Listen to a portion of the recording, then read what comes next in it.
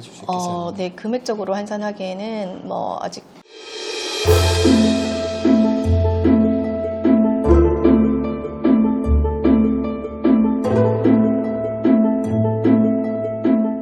안녕하세요. 네, 사람의 손길이 멈춘 곳을 재생한다 미디엄입니다. 돌아왔어요 우리가. 네, 자 오늘은 이제 로타트라는 드로잉 카페를 운영하고 있는 공경미 대표님을 모셨습니다. 반갑습니다. 네, 반갑습니다. 공경미입니다. 네, 반갑습니다. 간단한 자기소개 부탁드리겠습니다. 네, 저는 미술교육을 전공했고 지금은 로타트 카페라는 드로잉 카페를 운영하고 있습니다. 드로잉 카페를 여기 이제 시작을 하시게 됐는데 여기 어떻게 시작됐고 언제부터 했고 어떤 과정들이 있었는지 한번 여쭤볼게요. 제가 창업을 하기 위해서 업사이클이라는 이름으로 시작을 했었는데 사실 일반인들에게 정착시키기 위한 카페가 필요하다는 생각에 제품을 미술교육과 접목을 해서 드로잉 카페를 창업을 하게 되었죠. 뭔가 일반 소비자들과 이런 미술이랑 이런 소비를 정착시키고자 드로잉 카페를 시작하게 되었다. 네. 자, 그러면 이제 업사이클링이라는 말 저희가 좀 많이 쓰고 있긴 하지만 또 모르시는 또 방송 보고 계신 분들은 업사이클링이 도대체 뭐지? 궁금해하실 수도 있는데 네. 업사이클링이 뭘까요? 네, 우리가 기존 알고 있는 재활용, 그 재활용은 제품을 그냥 다시 쓰는 정도였어요. 다시 바꿔 쓰는 정도. 그러나 업사이클링은 그걸 더 한번 업시키는 걸로 새로운 제품으로 만들어내는 거, 그리고 또 다른 새로운 쓰임으로 완전 탈바꿈을 하는 거라고 알고 있으시면 되는 거예요. 리사이클링에서 업해서 업사이클링으로. 아, 네, 좋네요. 로타트라는 드로잉 카페, 어떤 카페죠? 기본적으로 사실 그림을 그리는 곳이기도 하죠. 대부분 커플들이 많이 와서 그림 체험을 많이 하시고요. 그러나 이제 기존에 우리가 캔버스에다가 그림을 많이 그렸다 하면 저희 업사이클링 한다는 거는 캔버스 자체가 친환경 소재로 지금 업사이클 된 소재로 그림을 그릴 수 있다는 거예요. 그래서 처음에는 고객들이 그냥 캔버스에 그렸다라고 얘기하는데 뒷면을 봤을 때 폐현수막으로 업사이클링 된 거라 했을 때 깜짝 놀라시거든요. 그래서 그렇게 해서 혹시 여기가 사회적 기업인가요? 할 정도로 인식을 확 바꿔놓는 그런 자리들이 참 많았던 것 같아요. 대부분의 여기 오시는 분들은 부산 지역을 관광하러 오시는 분들이 체험하러 오시는 경우가 대부분이더라고요. 그리고 젊은 커플들이 와서 각자 그린 그림을 서로 교환해서 가져가는 걸로. 네, 그래서 서로 잘 그려주려고 노력하시는 모습이 참 뿌듯했어요. 맞습니다. 요즘은 여행 와서 이런 체험, 쿠킹이라든지 이런 것들 많이 하고 가는데 드로잉도 상당히 의미가 있겠네요. 네네. 좋습니다. 이 로타트 이제 모르시는 분들 이제 가격적인 부분이나 와서 어떤 것들 음료나 어떤 것들이 있는지 궁금해하시는 분들이 있을 것 같은데요. 메뉴 설명 한 번만 부탁드려도 될까요? 저희는 기본적으로 카페에 있는 모든 메뉴는 지금 제공되고 있고요. 그 다음에 저희만의 특화되어 있는 건 디저트가 설기라는 거, 떡 종류예요. 우리나라에서 발생되고 있는 쌀 소비를 위해 떡이 엄청 맛있습니다. 그리고 특히 초코 설기, 치즈 설기가 추천할 수 있는 메뉴이고요. 초코와 치즈. 네. 초코와 치즈. 네. 여러분 초코와 치즈 꼭 와서 드셔보시면 맛은 어떻게 보장하십니까? 정말 보장합니다. 많이 오셔서 드셔보시면 좋을 것 같습니다. 그리고 저희 드로잉 카페에는 기본적으로 드로잉을 하시게 되면 음료가 세트로 그냥 나와지거든요. 그리고 실크 스크린 체험이라는 거는 우리가 실크판을 제공을 합니다. 거기서 선택한 실크판으로 해서 제공하고 있고, 아크릴화는 아까 그러니까 업사이클된 캔버스 위에 그림을 그려나가는 거고, 도자기 페인팅은 이미 구워져 나와 있는 페인팅에 붓으로 바로 그릴 수 있게끔 되어 있는 페인팅이고요. 그 다음에 원데이 실크 스크린 같은 경우에는 자기가 원하는 디자인을 처음부터 끝까지 전 과정을 디자인해서 만들어내는 제작 과정입니다. 그래서 전체적으로 사실 틀 재료들을 저희가 제작하는 제조사이다 보니까 금액들, 체험 단가들이 조금 더 저렴하다라고 보시면 돼요. 다른 데에서 실크 스크린 체험이나 이런 거에 비해서 반 가격 정도? 그렇네요. 네, 보시면 됩니다. 고객들은 일반적으로는 잘 모르고 왔다가 이걸 알고 또 놀라는 것들을 많이. 그러면 지금 대표적인 이 프로그램이라든지 이런 것들 어떤 것들이 있죠? 네, 지금 기본적으로 저희는 캔버스를 이렇게 폐현수막 이렇게 보시면 폐현수막을 가지고 미술 보조제 를 발라서 그림을 그릴 수 있는 최적화의 캔버스를 만들어 놨어요. 제소인가요? 네. 네. 그렇게 해서 요 위에 이제 그림을 그릴 수 있도록 저희가 드로잉 카페로 지금 운영을 하고 있고요. 이제 대부분의 미술을 전공하지 않은 사람들이 왔을 때 사실 나 그림을 못 그리는데 그릴 수 있어요 라는 부담감을 가지고 있거든요. 그래서 저희는 실크 스크린으로 이미 캔버스에 작품을 하나 얹어놓은, 여기서 또 채색할 수 있게끔 여기서 또 그림을 작품을 만들었을 때 조금 충족도가 좀 많았던 것 같고, 요것뿐만 아니라 카페 외에도 저희가 이제 출강을 나가게 되면 어르신들이 이렇게 색칠하는 거 되게 좋아하세요. 네, 이제 다음은 이제 저희가 컨텐츠로 항상 사람들이 어떻게 먹고 사는 거에 궁금한 게 많잖아요. 이 지금 드로잉 카페, 사실은 예술적인 것만 하기도 힘들고 카페만 하기도 힘든데 자본이 없이 시작도 혹시 가능할까요? 아니면은 초기 자본이 못해도 요 정도는 있어야 된다. 네, 저는 사실 10평 미만의 제로웨이스트 공방형 카페를 만드는 게 목표였거든요. 그래서 지금 그거를 어느 정도 다 이루어 놓은 상태고, 그렇게 했을 때 작은 공방을 운영할 수 있는, 거기에 이제 커피가 가미된 이렇게 할 수 있는 거는 최소 금액을 저는 이제 추천드리는 한 3천 정도를 가지고 10평이라는 공간을 채워나갈 수 있지 않을까. 그 3천에는 그러면은 이제 뭐 보증금이나 이런 게 포함된 가격일까요? 아니면 일단은 보증금은 제외하고 일단은 카페 인테리어? 준비요. 이렇게 했을 때 10평 안으로서는 저희가 이렇게 준비를 할 수 있게끔 도와주기도 하고. 10평 준비를 할 때 네네. 3천만 원. 아, 참 어떻게 보면 창업이라는 거 일을 시작하는데 크다면 크고 작다면 작은 돈인데, 맞아요. 예를 들어가면 주요한 많이 들어가는 품목들이나 지출 내에 어디에 좀 비용이 많이 들어갈까요? 네, 현실적으로 솔직히 인테리어 비용이 제일 많은 비용을 차지했고, 그 다음에 기기, 머신이라든지 이런 장비들이 한데, 사실 저는 이 업사이클링 회사인데 새 거로 다 하기에는 엄청난 부담감을 가지고 있었어요. 그래서 전부 다 발품을 팔아서 중고를 어떻게 깨끗하게 사용하는지 공부를 하고 시작을 했죠.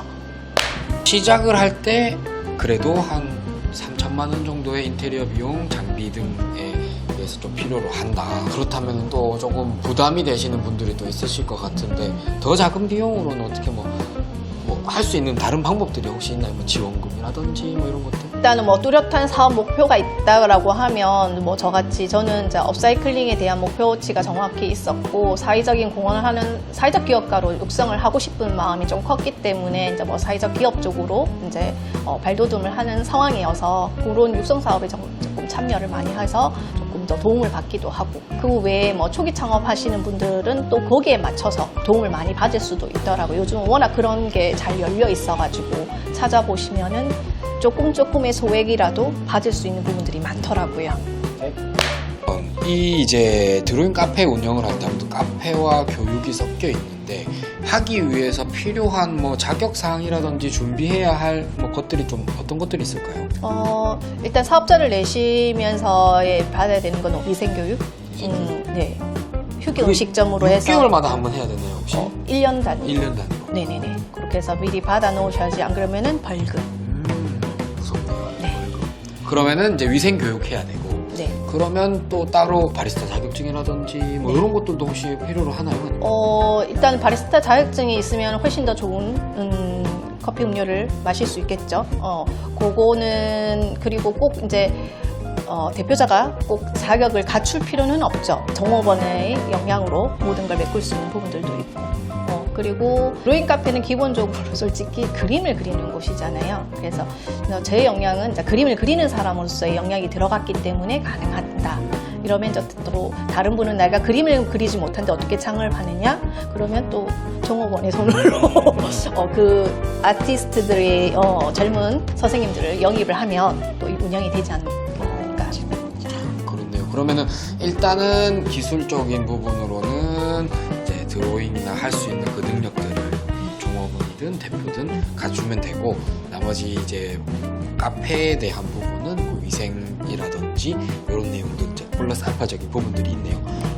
이 카페 운영을 하는 거에 있어서 이제 요즘 로타트 어떤가요? 경기의 영향을 많이 받는다라고 생각합니다. 네, 지금 저희가 위치한 곳은 예전에 비하면 지금은 거리에서는 너무 많이 소외되고 상권이 죽었다라고 생각을 하는데 사실 이 거리가 예술인의 거리라고 해도 작고 또 원도심의 중심지라는 타이틀이 있어서 저는 이곳이 가장 메리트 있다라고 생각했고 그러나 지금은 아주 침체되어 있는 분위기는 해요. 하지만 곧 그것도 다시 활성화가 되지 않을까라는 기대심에 제가 이곳에 터를 잡았던 거고 좋은 부분들은 부산역에서 가까워서 외부 유입으로 들어오는 경로가 좋다.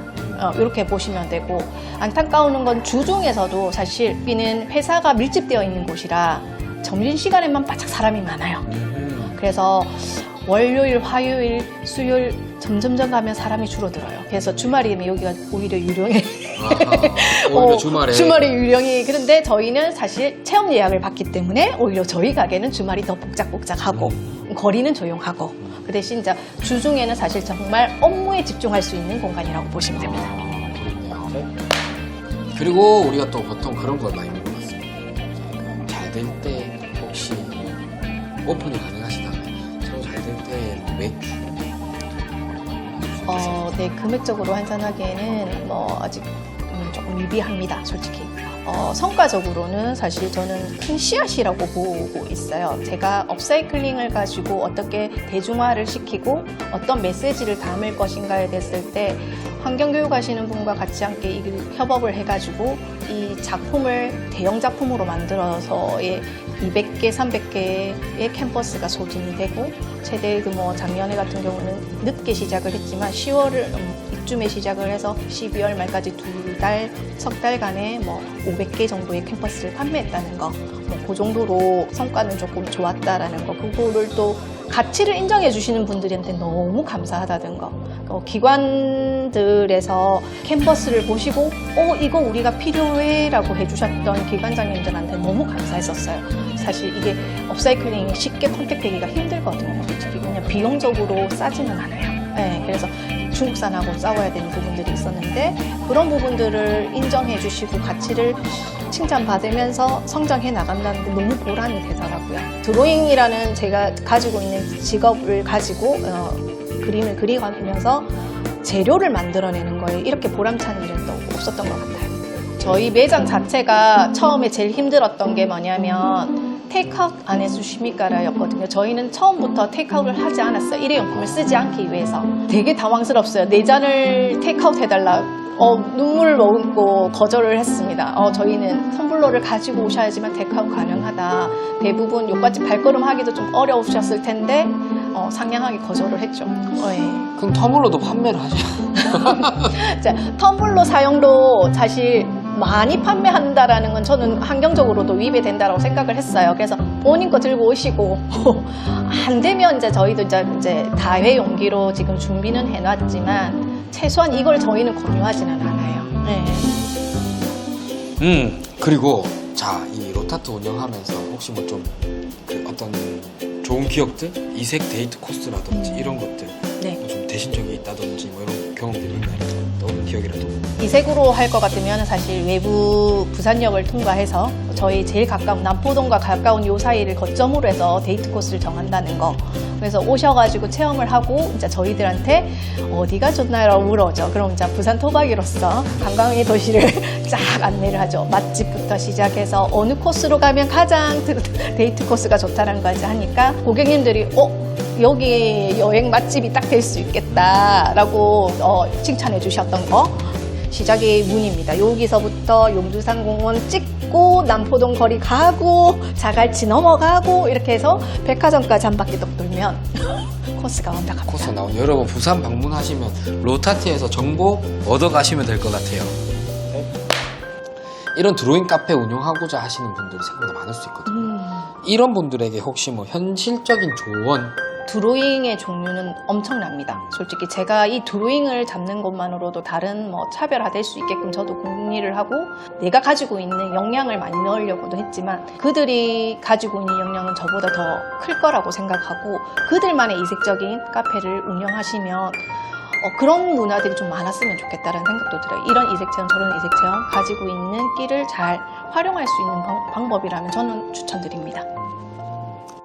네, 오늘은 이렇게 짧게나마 드로잉 카페 로타트를 운영하고 있는 공경미 대표님과 함께 인터뷰를 가져봤는데요. 카페 창업에 대해서 고민하시는 분들 좀 다양한 사람들이 아마 도움이 좀 되셨을 것 같아요. 정말 너무 감사하고요.